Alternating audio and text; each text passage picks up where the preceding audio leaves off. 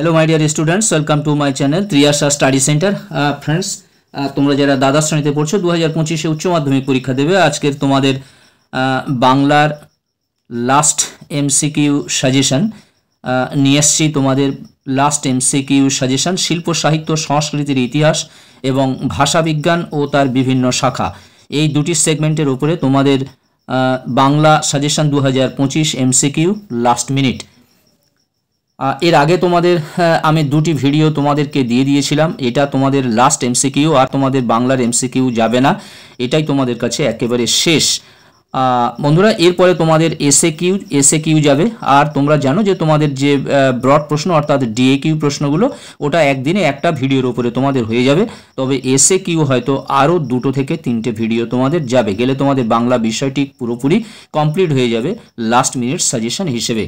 বন্ধুরা, তোমরা যারা চ্যানেলটি সাবস্ক্রাইব করোনি, অবশ্যই তোমরা চ্যানেলটি সাবস্ক্রাইব করে নাও, বন্ধুদেরকে লিঙ্ক বেশি বেশি করে শেয়ার করো। আজকের আমার লাইভে আসার কথা ছিল, কিন্তু দুর্ভাগ্যবশত আমি আজকের আসতে পারছি না, যেহেতু তোমাদের এটি লেখার জন্য অনেকটা দেরি হয়ে গেল, ফলে আমি টাইম মেনটেন করতে পারলাম না। আমি নেক্সট ডেটে আমি তোমাদের বলে দেব যেদিনে আমি তোমাদের কাছে আসবো। এসো আমরা প্রশ্ন উত্তরগুলো পড়ে নিই, কারণ ভিডিওটা অনেক লং হয়ে যাবে। তোমরা ধৈর্য ধরে সম্পূর্ণ ভিডিওটি দেখো। আর প্রথম পর্যায় এবং দ্বিতীয় পর্যায় বলে আছে, যেগুলো কিছু প্রশ্ন তোমাদের প্রথম পর্যায়ে আছে, মানে সেগুলো ইম্পর্টেন্ট আছে, তার মধ্যে থেকে আসার সম্ভাবনা বেশি। তাছাড়াও দ্বিতীয় পর্যায়ের প্রশ্নগুলিও তোমরা দেখে যেও, যদি তোমরা 24-24 নাম্বার পেতে যাও। এমসিকিউ 24-24 নাম্বার পেতে গেলে আমি আগে যে দুটি ভিডিও দিয়েছি তার সমস্ত প্রশ্নগুলো এবং আজকের যে ভিডিওটি যাচ্ছে শিল্প সাহিত্য সংস্কৃতির ইতিহাস এবং ভাষা বিজ্ঞান থেকে সম্পূর্ণ প্রশ্নগুলো তোমরা একটু দেখে যেও। তার মধ্যে অপশান সহ যে প্রশ্নগুলো আছে এগুলো ভেরি ভেরি ইম্পর্টেন্ট। একের দাগের প্রশ্ন, জারি গানে জারি শব্দের অর্থ হলো আনন্দ, সমবেত, বীরত্ব, ক্রন্দন। অ্যান্সার হবে ক্রন্দন। বলো বলো বলো সবে গানটি লিখেছেন রবীন্দ্রনাথ ঠাকুর, অতুল প্রসাদ সেন, রজনীকান্ত সেন, কাজী নজরুল ইসলাম। অ্যান্সার হবে অতুল প্রসাদ সেন, অপশান বি। তুমি নির্মল করে মঙ্গল করে গানটি রচনা করেন রজনীকান্ত সেন, অতুল প্রসাদ সেন, কাজী নজরুল ইসলাম, দ্বিজেন্দ্র লাল্লায়। অ্যান্সার হবে রজনীকান্ত সেন, অপশান এ। বাংলায় প্রথম ধ্রুপদ রচনা করেন রামশঙ্কর ভট্টাচার্য, বিষ্ণুপদ চক্রবর্তী, যদু ভট্ট, জ্ঞানেন্দ্র প্রসাদ গোস্বামী। অ্যান্সার হবে রামশঙ্কর ভট্টাচার্য। 5 দাগের প্রশ্ন, বাংলায় টপ্পা গান জনপ্রিয় করে তুলেছিলেন হেমন্ত মুখোপাধ্যায়, রামনিধি গুপ্ত, বেগম আক্তার, রামকুমার চট্টোপাধ্যায়। অ্যান্সার হবে রামনিধি গুপ্ত, অপশান বি। 6 দাগের প্রশ্ন, একজন উল্লেখযোগ্য কবিয়ালের নাম হলো রামপ্রসাদ সেন, রামনিধি গুপ্ত, রামকুমার চট্টোপাধ্যায়, হুরু ঠাকুর। অ্যান্সার হবে হুরু ঠাকুর, অর্থাৎ অপশান ডি। অস্বচ্ছ জল রঙে আঁকা ছবিকে বলে ওয়াশ, স্কেচ, গুয়াশ, পট। অ্যান্সার হবে গুয়াশ, অপশান সি। অভিধানের পট শব্দটির অর্থ হলো চিত্র, পতাকা, পুস্তক, সঙ্গীত। অ্যান্সার হবে চিত্র, অ্যান্সার হবে চিত্র, অপশান এ। সুনয়নী দেবীর আঁকা একটি বিখ্যাত চিত্র হলো ভারত মাতা, মধ্যযুগের সন্তুগণ, মা যশোদা, হলকর্ষণ। অ্যান্সার হবে মা যশোদা, অর্থাৎ অপশান সি। ভারতীয় তথ্যচিত্রে প্রথম তথ্য চিত্রকার কে ছিলেন? মৃণাল সেন, হীরালাল সেন, ঋত্বিক ঘটক, সত্যজিৎ রায়। অ্যান্সার হবে হীরালাল সেন, অর্থাৎ অপশান বি। 11 দাগের প্রশ্ন, সত্যজিৎ রায়ের পথের পাঁচালী ছবির সঙ্গীত পরিচালনা করেছিলেন উদয় শঙ্কর, রবি শঙ্কর, বিলায়েত খাঁ, এস.ডি. বর্মন। অ্যান্সার হবে রবি শঙ্কর, অপশান বি। মেঘে ঢাকা তারা ছায়াছবিটি তৈরি করেছেন সত্যজিৎ রায়, মৃণাল সেন, ঋত্বিক ঘটক, তপন সিংহ। অ্যান্সার হবে ঋত্বিক ঘটক, অপশান সি। বাংলা চলচ্চিত্রে প্রথম বাংলা রঙিন ছবিটির নাম হলো পথে হলো দেরি, সপ্তপদী স্বরলিপি, কাঞ্চনজঙ্ঘা। অ্যান্সার হবে পথে হলো দেরি। বেঙ্গল কেমিক্যালসের প্রতিষ্ঠাতা হলেন মেঘনাথ সাহা, সত্যেন্দ্রনাথ বসু, জগদীশচন্দ্র বসু, প্রফুল্লচন্দ্র রায়। অ্যান্সার হবে প্রফুল্লচন্দ্র রায়। আন্তর্জাতিক ক্ষেত্রে কোন শিল্পে অবদানের জন্য উপেন্দ্র কিশোর রায়চৌধুরী খ্যাতি অর্জন করেছিলেন? চিত্রশিল্প, পাটশিল্প, স্থাপত্য শিল্প, মুদ্রণ শিল্প। অ্যান্সার হবে মুদ্রণ শিল্প, অপশান ডি। নারায়ণচন্দ্র ঘোষ পশ্চিমবঙ্গে কোন খেলায় গুরুত্বপূর্ণ স্থান অধিকার করেছিলেন? তীরন্দাজি, কাবাডি, ব্যাডমিন্টন, ব্রতচারী। অ্যান্সার হবে কাবাডি, অপশান বি। প্রথম বাঙালি সাঁতারু যিনি বিখ্যাত হয়েছিলেন? মিহির সেন, আরতি সাহা, বুলা চৌধুরী, রেশমি শর্মা। অ্যান্সার হবে Mihir Sen, option A. Mohun Bagan club গঠিত হয় 1888, 1889, 1890, 1891 সালে। অ্যান্সার হবে 1889 সালে, অর্থাৎ অপশান বি। ভারতীয় ফুটবলের ইতিহাসে স্মরণীয় ব্যক্তিত্ব হলেন নগেন্দ্রনাথ সর্বাধিকারী, পঙ্কজ রায়, মিহির সেন, দিব্যেন্দু বড়ুয়া। অ্যান্সার হবে নগেন্দ্রনাথ সর্বাধিকারী। এরপরে দ্বিতীয় পর্যায়ের প্রশ্ন, যেটি তোমাদের বলেছিলাম এই 19টি প্রশ্ন তোমাদের কাছে ভেরি ভেরি ইম্পর্টেন্ট আছে, এগুলো খুব ভালো করে তৈরি করবে। এবার দ্বিতীয় পর্যায়ে অপশান ছাড়া কয়েকটি প্রশ্ন আমি তোমাদেরকে রেখেছি।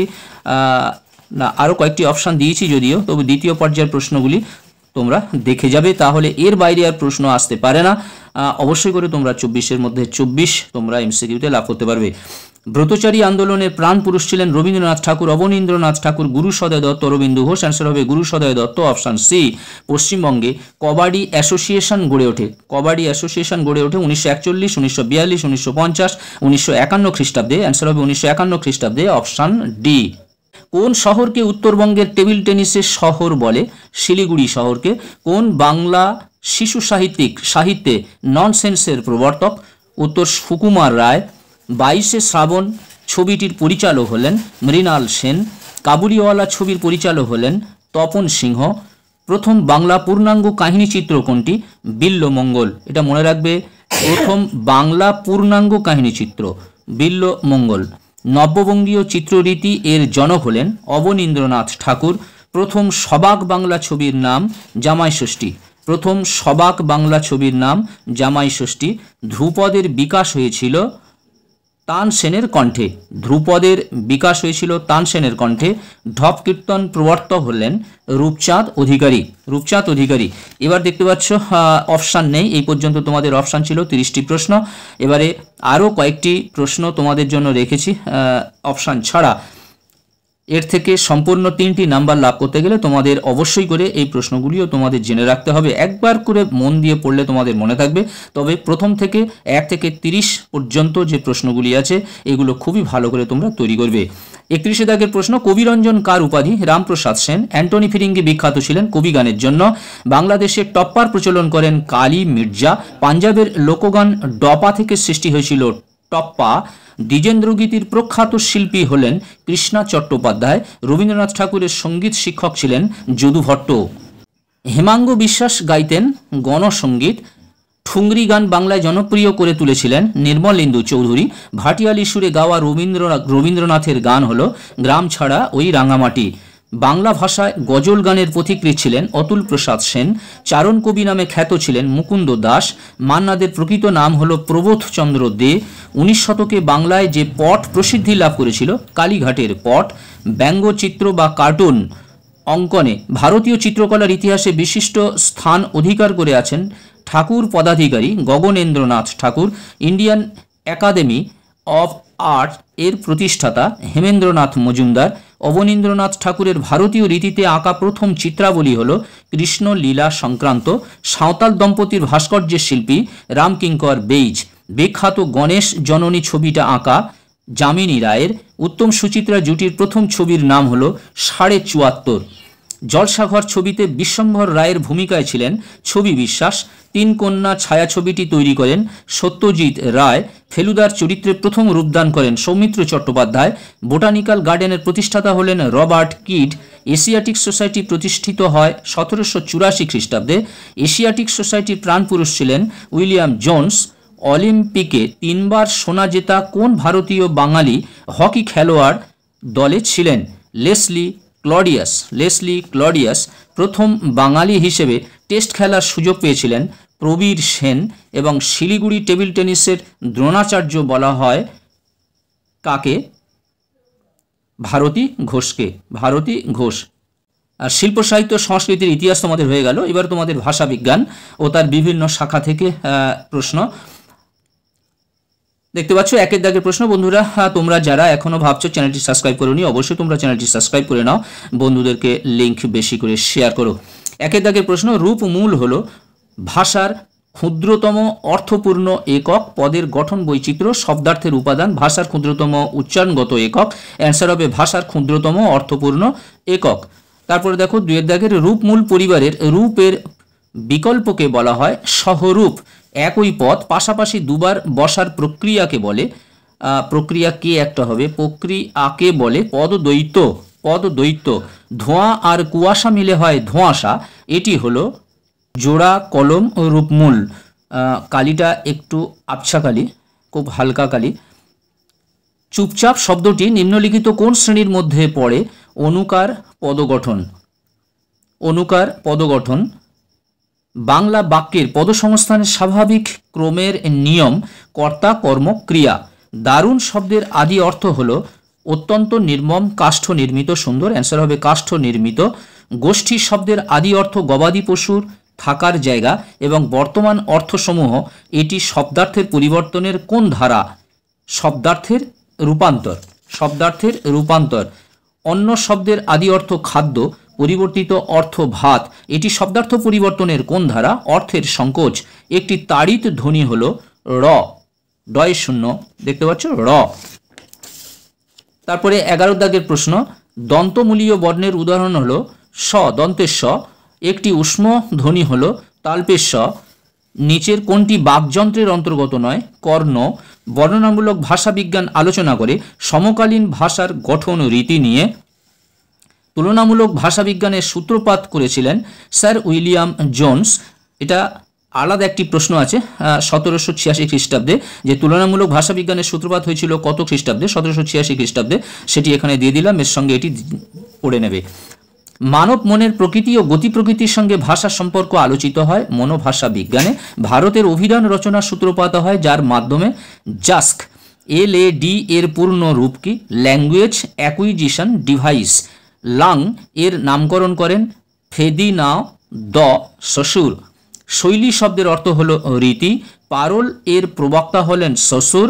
চিন্তার পোশাক, চিন্তার পোশাক এর মতবাদটির প্রবক্তা স্যামুয়েল ওয়েসলি হবে, এটা ওয়েসলি অন্তস্থ একার।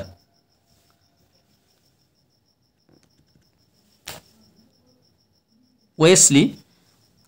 কম্পিত ধ্বনি হলো র। ল ধ্বনিটি হলো পার্শ্বিক ধ্বনি, ল ধ্বনিটি হলো পার্শ্বিক ধ্বনি। বাংলায় মৌলিক স্বরধ্বনি আছে 7টি। নাসিকার ধ্বনি হলো, নাসিকার ধ্বনি হলো, এখানে এটা অপশানগুলো আমি লিখে দিয়েছি, লিখে ফেলেছি এখানে, দেখো উত্তর হবে এ, অর্থাৎ উঁ। নাসিকা ধ্বনি হলো উঁ। পাশাপাশি উচ্চারিত দুটি ব্যঞ্জনের সমাবেশকে বলা হয় গুচ্ছ ধ্বনি।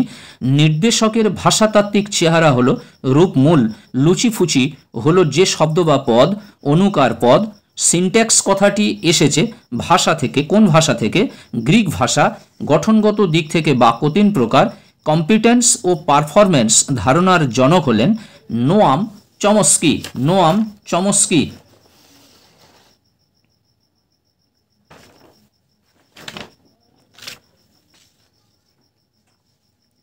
এবারে দেখো ওই পেজে ধরেনি, সেই জন্য আমি এই পেজে দিয়ে দিয়েছি দুটি প্রশ্ন।